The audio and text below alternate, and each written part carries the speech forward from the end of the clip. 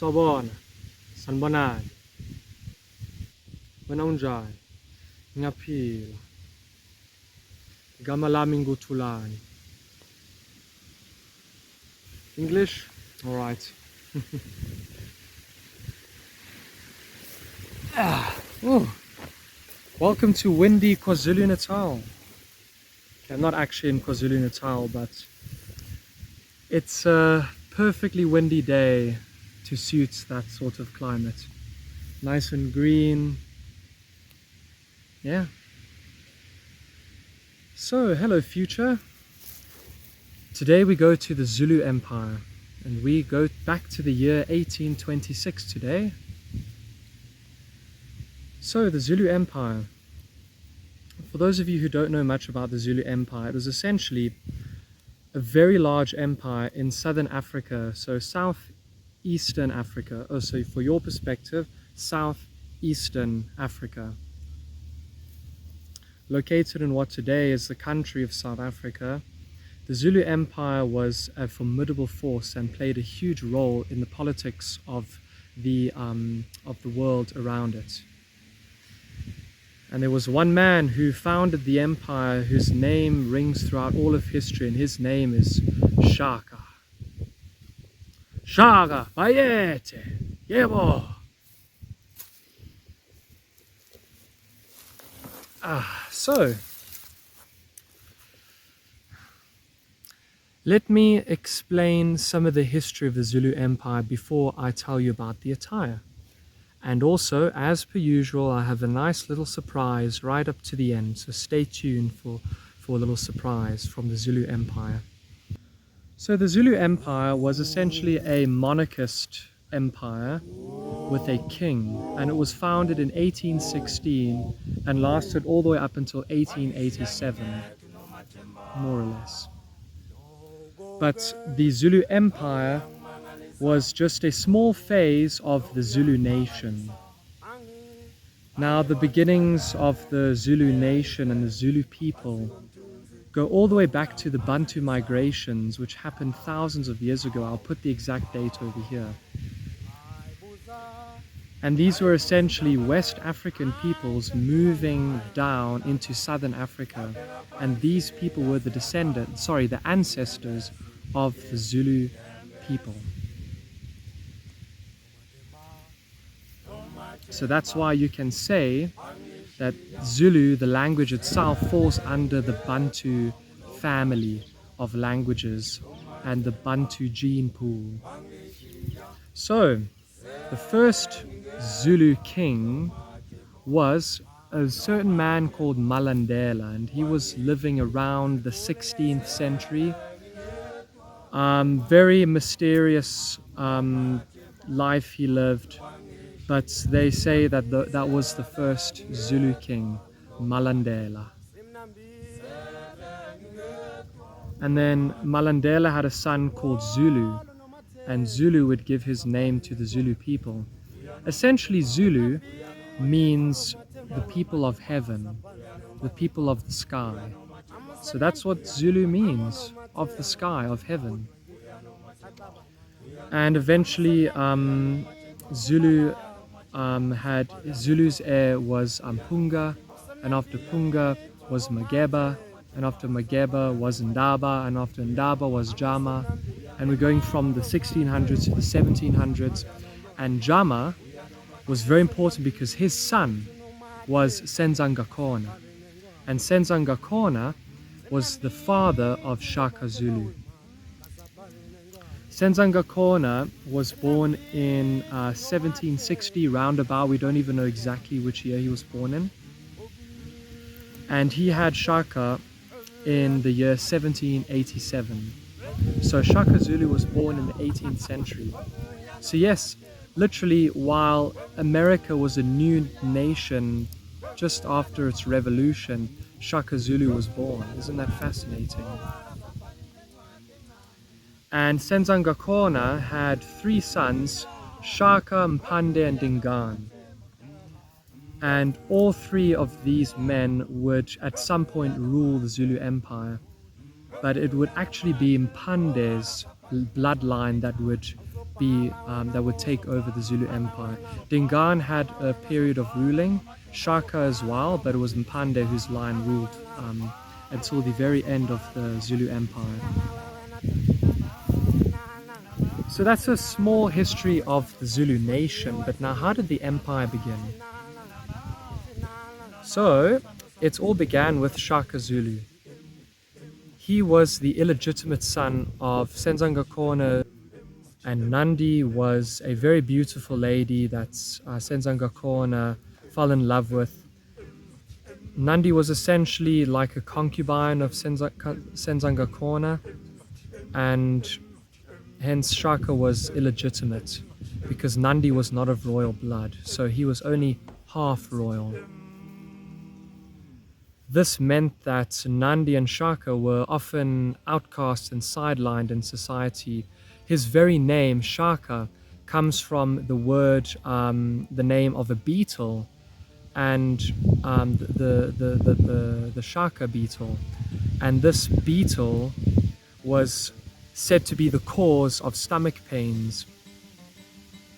And that is where Shaka's name comes from, because he was a stomach pain in Nandi, and that just showed how illegitimate he was.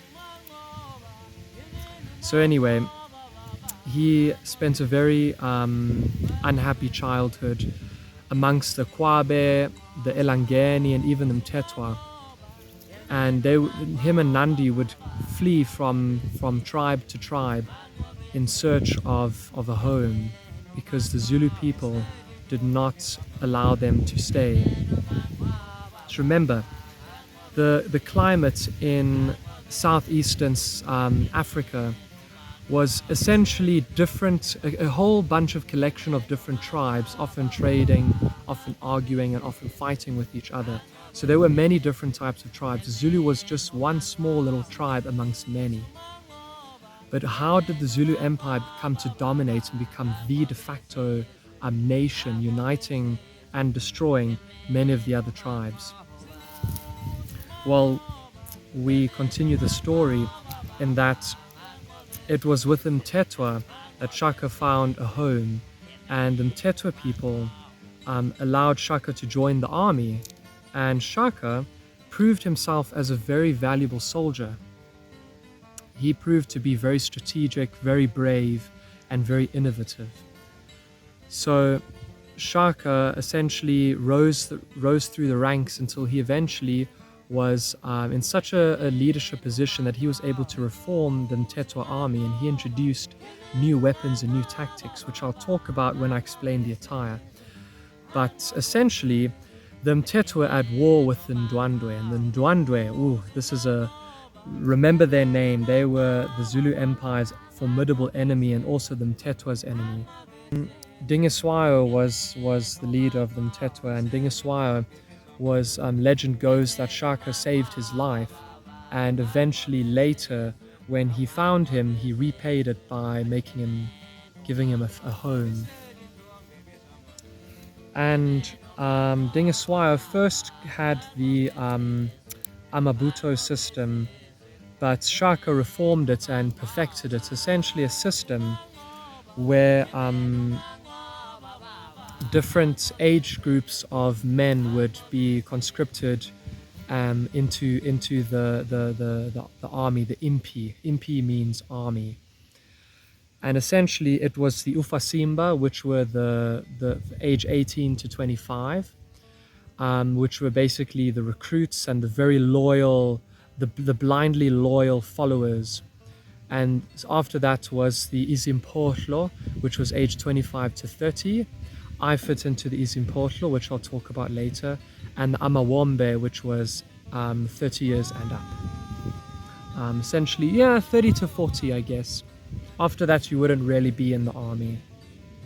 And they often were a cause of contempt to Shaka. But yeah, as I was saying, is eventually Shaka formed the bullhorn tactics, which was essentially a strategy where the main force would be moving in to the enemy, and the horns were essentially two flanks that would go around and they would remain hidden. And the flanks are often comprised of the Ufasimba, who were very fit and agile, able to go around the enemy, and at the very last minute they would attack the flanks of the enemy. And this proved to be a very successful tactic. So through these tactics, Shaka eventually rose through the ranks of Mtetwa society to the point that eventually remember, Shaka never forgot his royal blood. He knew that he had the right to the Zulu throne, and all those years of abuse and outcast, he kept in mind of his royal origins. And so eventually, after gaining much power in the Mtetwa society, Shaka decided to finally do a coup d'etat on the Zulus in the Zulu tribe.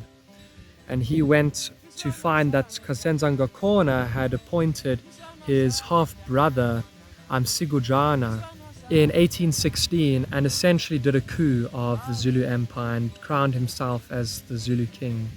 And hence the Zulu Empire begins. So Shaka was now the new king, and people were praising this great new king, because remember, in Zulu culture, the king is almost a god, very much like in Japanese culture, where the emperor is viewed as a god on earth. And Egyptian society, even Inca society, the Zulu Empire was no different. The Zulu king was what he said was truth. And Shaka essentially reformed Zulu society to become very, very militaristic. And he reformed the army and introduced the Amabuto system into his own society. And in 1818, there was a huge battle, the Battle of Kwaqokli Hill. This was essentially where the Ndwandwe had their first huge major showdown against the Zulu Empire. And remember, the Zulu Empire was very vicious in that it slowly amalgamated neighbors, either through force or through attracting them by protecting them. And all these different peoples, these Bantu people, were all brought into the yoke of the Zulu Empire. So the Zulu Empire slowly and steadily grew in force. Eventually, the Battle of Kwaqokli Hill, and the Ndwandwe were facing the Zulu as they were on top of the hill. And it was a very bloody battle where the Zulu were feigning their positions. And as the Ndwandwe moved up the hill, the Zulu slaughtered them. And this was a major victory for the Zulu Empire. And essentially what happened is, through conquests, the Zulu Empire eventually managed to become 80,000 square miles by 1822. And it stretched from the Pongola River up right to the Tugela rivers. And it was a huge, formidable force to be reckoned with.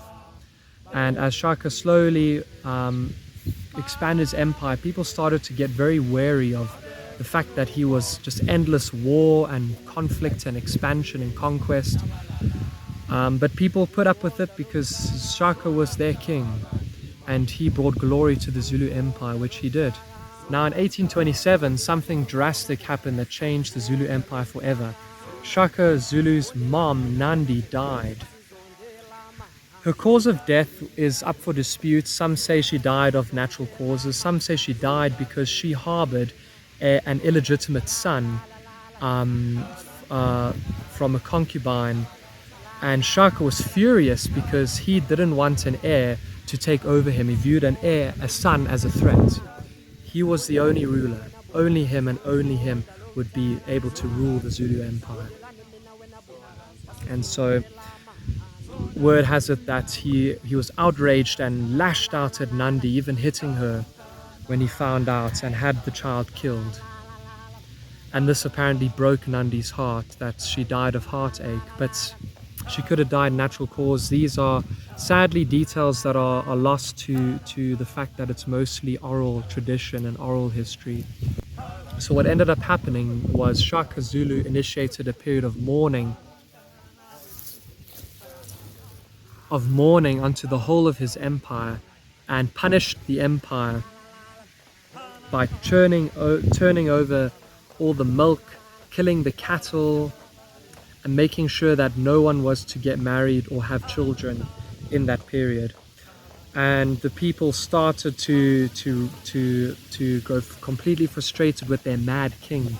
And eventually Dingaan and his half brother, as well as Mkabai, his aunt, all conspired to murder Shaka. And by September in 1828, after about a year of this crazy period of self-destruction inflicted by the king, they murdered Shaka Zulu, stabbed him with a spear. Shaka Zulu was no more. However, after Shaka Zulu died, the Zulu Empire continued. So with the death of Shaka Zulu was the end of an era, but the Zulu Empire continued, and Dingaan murdered his half-brother Mhlangana after they wondered who would be king. And essentially Dingaan became the new king. And what he did was he reformed the empire in a different way to Shaka, and he demilitarized it. He decreased the size of the impi, the army, and he also encouraged soldier marriage, which Shaka had banned. He also loved dance and music, so he had a lot of great celebrations, and was himself an avid dancer. And the Zulu Empire looked like it was going to go through a new golden age. He also, Dingaan, really liked to trade with the English traders. So even during Shaka Zulu's time, the English had arrived in Natal, and men such as Henry Finn and Francis Farewell were some famous English settlers who traded with the Zulu Empire and even lived amongst them, even gaining the name Febana as an honor to be accepted in Zulu culture, and wore the attire of the Zulu. And it is thanks to them that we have a nice account of Shaka Zulu's life, because they kept records, written records. And yeah, things looked good between English and the Zulu Empire. And it was all the way until Dingaan's time that things were looking good, but it was until a certain man named Jacob. Jacob was essentially Dingaan's interpreter, who would translate the words between the English and also the Afrikaners and the Zulu. And Jacob was once a prisoner under colonial rule, and he had much contempt for what they called the Swallows, the Europeans. Named after the fact that they built their houses out of mud just like swallows, and they migrated en masse. So Dingaan slowly gains suspicion against the Europeans. And another major event was in 1834, when Britain abolishes slavery in its colonies. This essentially caused the Boers, the Dutch settlers, to migrate en masse northwards, because they were very worried that slavery being abolished would alter their way of life, and they were such relations between English and the Boers were very tense at best. And one certain man named Peter Retief had the duty to go eastwards into KwaZulu-Natal to look for a new home for the Boers. And he came into contact with Dingaan. And initially things were looking good. Each side looked at each other with intrigue. But the Boers were very different to the English in that they viewed the native population with a much more hard-line approach than the English. And Peter Retief and his party were very suspicious of Zulu motives and were very determined to get a home in KwaZulu-Natal, even at the cost of the Zulu Empire. But they initially had the pretense of trades and to make deals with land. But essentially Dingaan, under the guidance of Jacob, tried to have the Boers killed on their way through a pass after doing a mission for Dingaan. And little did Peter Retief and his party know how close they were to dying at that point. But nonetheless, they continued, and after arriving, Dingaan said, after the pretense of a great celebration, kill the witches. And Peter Retief was murdered. And after a huge reprisal and a huge attack from the Boers against the Zulus, there was a huge battle in 1838 called the Battle of Blood River, where the Boers and the Zulus fought each other. But that's a story for another time. Check out my video about the Battle of Blood River for more information. Long story short, how did the Zulu Empire end? This by King Cetshwayo. And Cetshwayo made the Zulu Empire a formidable force and increased the impi dramatically. Essentially, the English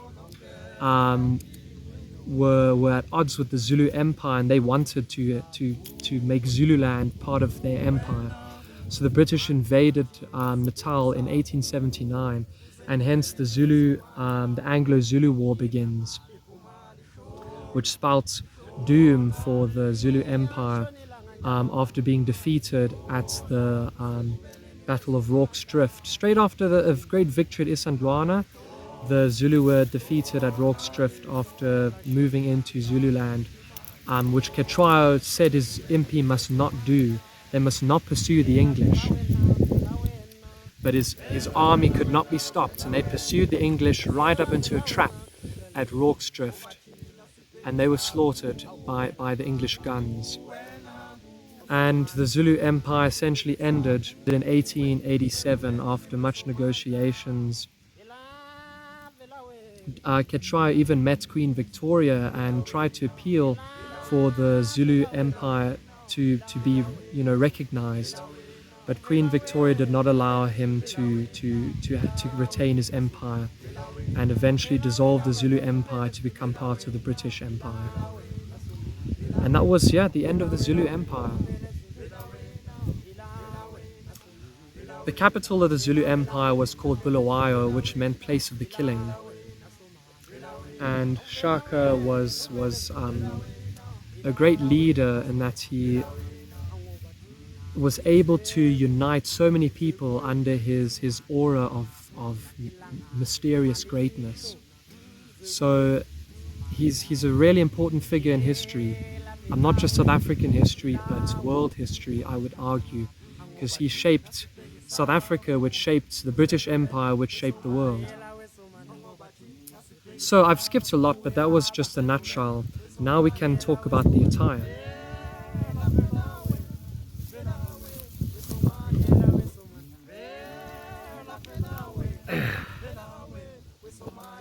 Alright, the attire of a Zulu impi, a Zulu warrior from 1826, my time. So the reason I go back to 1826 is because that was the final and last bloody war between the Zulu and the Ndwandwe.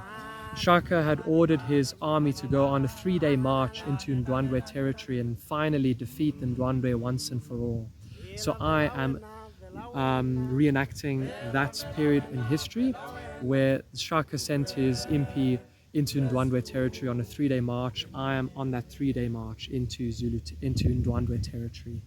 So your typical impi would be equipped as follows.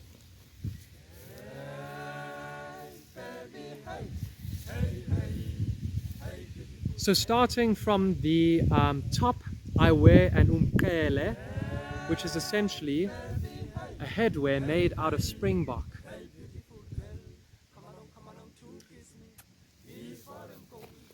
And over here, we have springbok hide twisted to create this decorative feature. And it would be painted to simulate leopard fur to make it look a bit more fearsome. Remember, one thing that's very important, leopard fur was strictly only able to be worn by royalty. So if you see leopard fur on a common Zulu soldier's attire, that's inaccurate. This was reserved for royalty. So I predominantly wear springbok pelts. Going further down, and I wear my mbata. The mbata is basically a pelt of springbok fur that goes over the shoulders through a neck hole.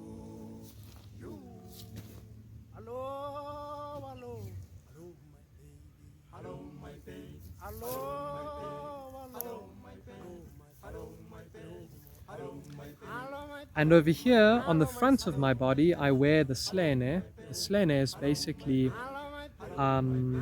strips of cowhide. So traditionally, the slene should be made out of springbok hide, twisted in this fashion all over. But I've seen a source where they've used cowhide, and I can imagine that Shaka Zulu's impi would have had a bit of a shortage of springbok hides and a huge surplus of cow hides. Remember, currency in the Zulu Empire was in cows. And when a man got married to a woman, the family had to pay something called lobola, which was basically a condition for getting married. And the lobola would often be in the form of cattle. So cows are very common, so I wear strips of cow hide. So keep in mind, this entire outfit is entirely homemade by myself. I sourced the springbok hide from Chamder, my local fabric shop, and I used fake leather to create the cowhide. I painted it to look like cowhide, then I cut it into strips and sewed it all together onto here to keep it gathered. And at the back, I wear the ibeshu. So the ibeshu is basically springbok hide again, but that covers the rear. And on my feet, you may be wondering what these are. These are tassels made out of, I want you to try guess. Any guesses? Okay, you had it right, or maybe wrong. I don't know what you said since you're the future. This is made out of cowtail. So, like I say, this whole outfit is entirely homemade. So I used, like I say, fake leather for the cowhide. And for this, I literally went to a party shop and found a frozen kiddie's wig of Elsa. And I cut it up and sewed it into my fake leather here to be secured and tied. And it really simulates cowtail hair very nicely. It looks very good for Zulu dancing.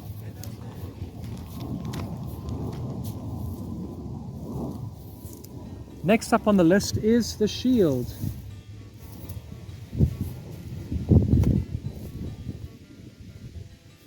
So the shield is homemade. It's sadly not made out of cowhide since I didn't have cowhide. It's made out of wood, masonite wood.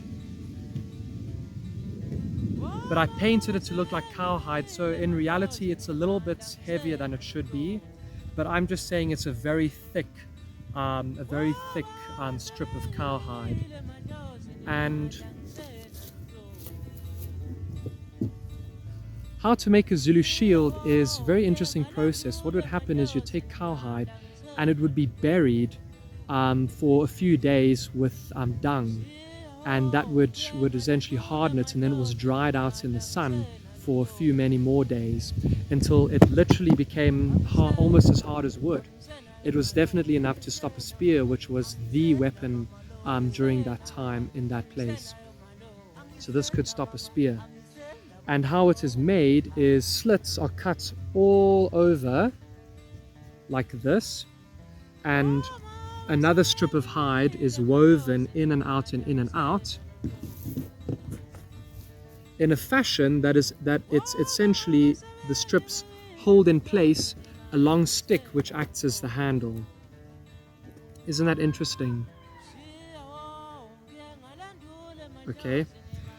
One other thing is this is a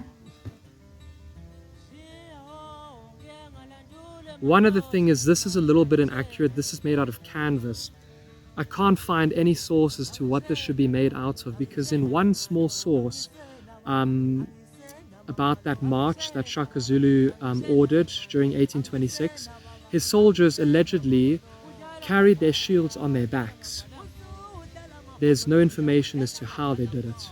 So I presume more strips of hide to tie the shield on, but I didn't have nothing strong enough. I didn't have anything strong enough to hold it, so I'm using canvas. Cotton canvas, which is inaccurate, but at least it gets the job done. So that you can carry the shield either like this or like this. And next up we have the ikwa. So the spear in the Zulu Empire has a fascinating story, even the shield. During Shaka's time with Mtetwa in the Mtetwa army, the way of doing war was almost like a dance. Two sides would line up with each other and do almost like a demonstration of fitness and dancing and intimidation. And spears were very long with small little shafts which could be thrown. And only sometimes these spears would be thrown, and only sometimes, very few times, they would actually land on their target and kill someone. And Shaka hated this because enemies could now pick up the spear you just threw and throw it back. So he did away with the throwing spear. And also, battles were essentially, like I say, more ceremonial, so not many people actually died in battle. Shaka did away with that. To him, battle was a way to kill the enemy. That was your sole purpose. So he devised the ikwa. It gets its name from the sound that it makes when you stab someone's gut and you pull it out. It makes an ikwa sound, that sucking sound. That's a little bit morbid fact over there. And what Shaka did was he shortened it to be roughly about this size. I based mine off a museum replica. I based mine off an original ikwa in a museum from that time. And the shaft was often often a third of the size of the spear. So this would make for a very dangerous weapon up close and personal. And Shaka Zulu also increased dramatically the size of the shield to cover the whole body, instead of small shields and long spears which are used before his time and during his time. Now there was a tactic that Shaka also devised, which is fascinating. I will show you now. So yes, he devised the bullhorn strategy where you would flank the enemy, but he also devised the personal strategy where each individual could apply this to get the better of his enemy. And it goes as follows.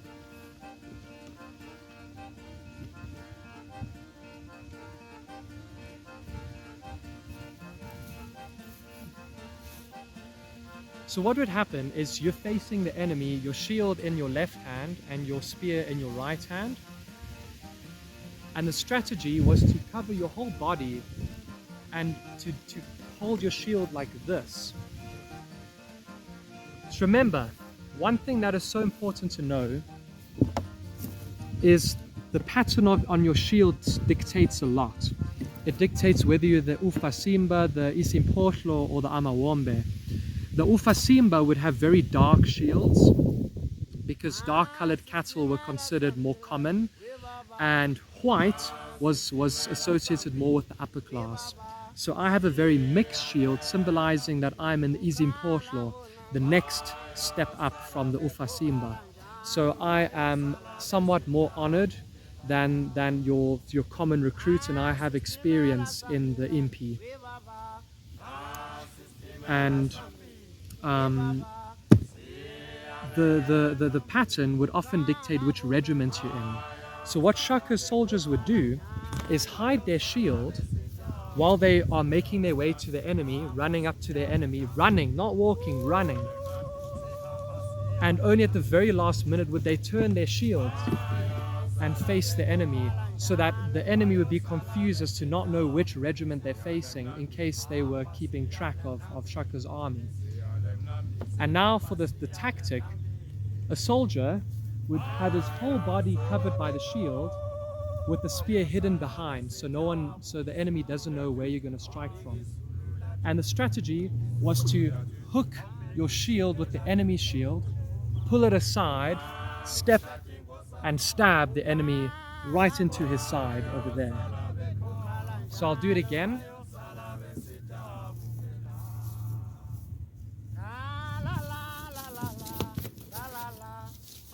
See, very quick, very deadly. So remember, uncover the shield last minute, hook the enemy's shield, pull it back, and go for the kill.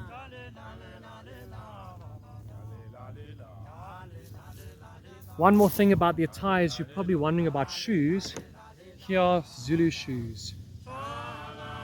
Quite a nice design, hey? You can really see the significance of such shoes that I wear. Okay, there are no shoes. But that's also another fascinating story, is that the time before Shaka Zulu, soldiers in the impi would wear sandals. And after that, Shaka decided to do away with sandals, because when he reformed his army, he wanted them to be as fast and effective as possible, and sandals would hinder you. So Shaka, before he had climbed the ranks in the Tetwa army, he often threw away his sandals, much to the disdain of his generals. He felt he was very hindered by the sandals, which, yeah, it's true. I've tried marching in this outfit with and without sandals. Without sandals, you're much more mobile and flexible, but it hurts to walk, which shows that I am not conditioned as an Zulu impi would be, because they would have practiced. They even would have to walk on thorns to get their feet conditioned, that Shaka would order as part of their training. So quite crazy. And one other part of the gear, as to what type of sandals, what they look like, I battle to find sources. I presume they would be made out of hide as well, but that's something I'm still trying to find out. So if anyone knows, let me know. I'll try and include a picture if I find one, or resolve it later.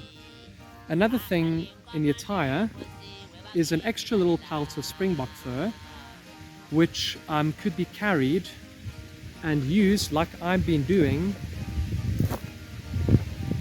There we go, as a nice, comfortable thing to sit on and sleep on. Remember, soldiers would carry their entire lives with them, so you want to be able to sleep comfortably. So I can imagine in KwaZulu-Natal, putting a nice little springbok roll down would be enough to sleep on.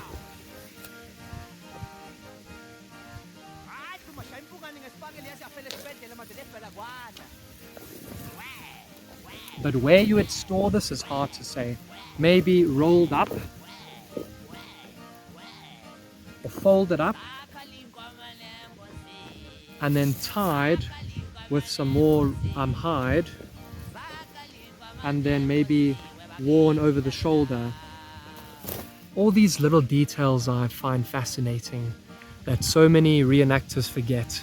These little things that were practical, that would have been done. I mean, how would a soldier sleep back then? This is my own theory, but I'm not too sure if it would have been done or not. We'll see. All right. And in terms of underwear, I'm literally wearing, I used a cotton shirt to turn into loins, which cover everything essential. So in reality, you would wear nothing under that, or maybe a bit of hide, some other hide underneath. But yeah, nudity was a lot less of a thing in the Zulu Empire than in the Western world. So for courtesy's sake, being in public, I advise wearing something very inconspicuous, something that goes with the color, to just, you know, be decent. Remember, women in the Zulu Empire didn't wear anything over their breasts. They hung free. And that just shows more about the mindset. Hey, fascinating. Sawubona inja. Uya inja. Nya impi. Okay, now for the surprise. Another last thing before we go to the surprise is the mbata was also not a very common item. You would just go shirtless. Often if you are in the impi, just your loins, maybe your slene and ibeshu, and you're ready for war, shield and spear, not even wearing the tassels. Sometimes not even the umqhele. So I'm a very well kitted out Zulu impi, definitely of the Izimpotlo. Much higher status, especially with white on my shield. That's what I'm going for. But your most common soldier would have been shirtless, would have maybe just worn some loins, maybe slene and ibeshu if he's lucky, nothing on his head, nothing on his feet, shield and spear. Simple as that. So now for this little surprise. What did you eat in the Zulu Empire? What did everyone eat? And the answer is amazi. For those of you who don't know what amazi is, I've got some right over here. In its modern form, amazi comes in a little container like this. And what is it, you may be wondering? It's essentially sour milk. Sour milk, yeah. This was a very common food in the Zulu Empire, especially for soldiers, because this was viewed as the food that makes you very strong. So if you drink your amazi every day, it makes you strong and bulky. Which, yeah, that is what it does. High in protein, high in energy. So I've been on quite a few Zulu marches, like a lot. With shoes, without shoes, testing out what it's like, etc. But one thing I have deliberately avoided is tasting amazi, for the sole purpose of now, to try it for my very first time on camera with you, future. So shall we try it? I think so.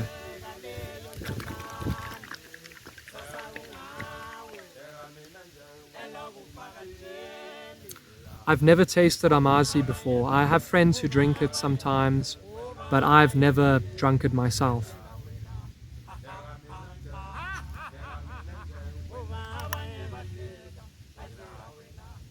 Oh my, it's thicker than I thought it would be. For video sakes, I'll pour a bit out for you to see what it looks like. Okay. Doesn't look that appetizing, but here we go.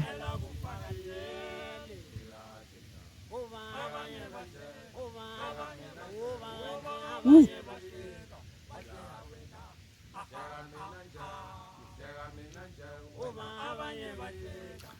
It tastes just like cottage cheese. If you have tasted cottage cheese, it tastes just like cottage cheese. It's essentially very similar. Yeah, the texture is a bit off-putting. It's very lumpy and slimy. Oh my gosh. But hey, I'm a Zulu MP on a long march, and I need my energy. Here we go.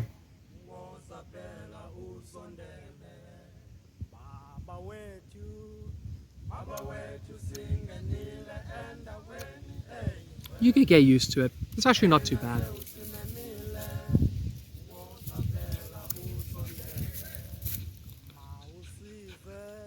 It's just the texture that puts you off a bit. This dog is putting drool all over and it's licking the amazi. Are you enjoying the amazi? Are you a Zulu dog? So dog in Zulu is inja. I'm a Zulu inja.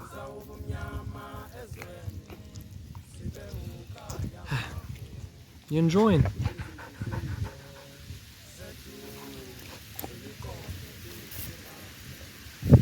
Yeah, so amazi's not too bad. Doggy likes it, so I like it too. Hello again, future Tulani here. I forgot to mention two things. So first thing is another part of the Zulu staple diet was corn.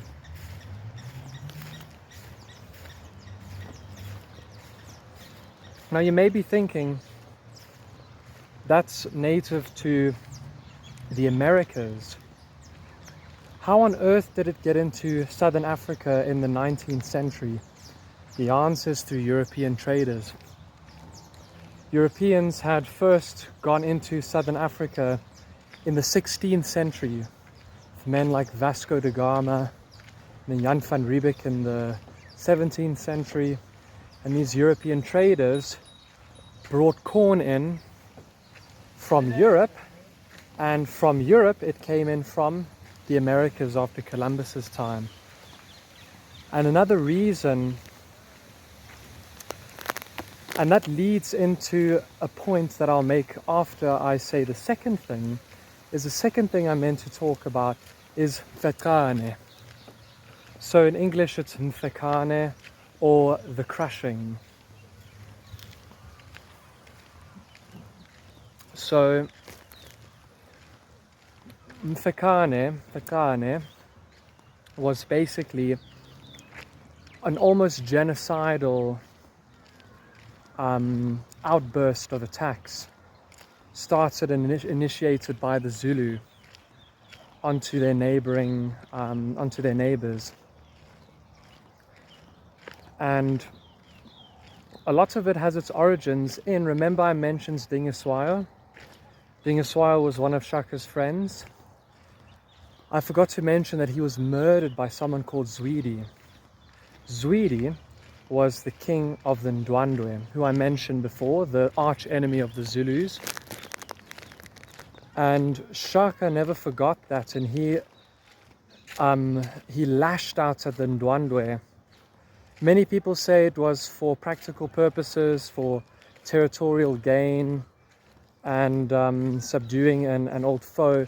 But many people say that it was simply Shaka's personal revenge. A lot of the sources, whether they be primary or secondary, point towards Shaka Zulu as being quite a revenge-driven man. He really had a thirst for vengeance, even killing and impaling old foes of his that used to tease him and his mother. And so this crushing was the Zulu Empire slowly expanding, yes, sometimes by peacefully incorporating another tribe, but most of the time it was through aggression and fear tactics. And so why that links in with corn is because corn brought into Africa meant that, you know, corn was a much easier to grow crop, and it basically exploded the food. And with a food explosion comes a population explosion, and there were now lots more people, lot more mouths to feed, that things started to get crowded. It created problems with land, with not enough land and people fighting over each other for land. The Europeans coming in and putting prices on cattle meant cattle became more and more valuable. So all these factors did lead to Mfecane. Interesting, hey?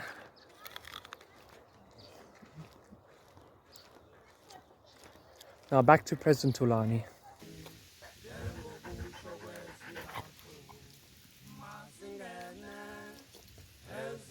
Oh, actually, as you drink it, the more you drink it, the better it tastes.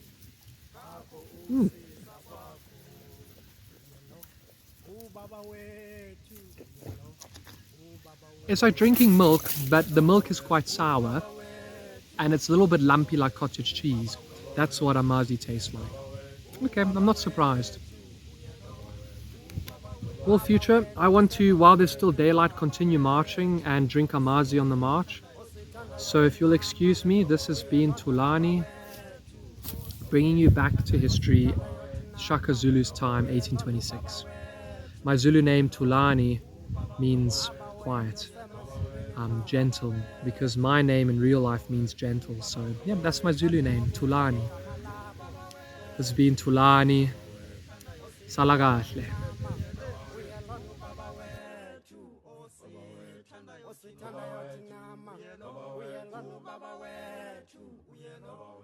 Baba wetu sema Zulu ni mama wetu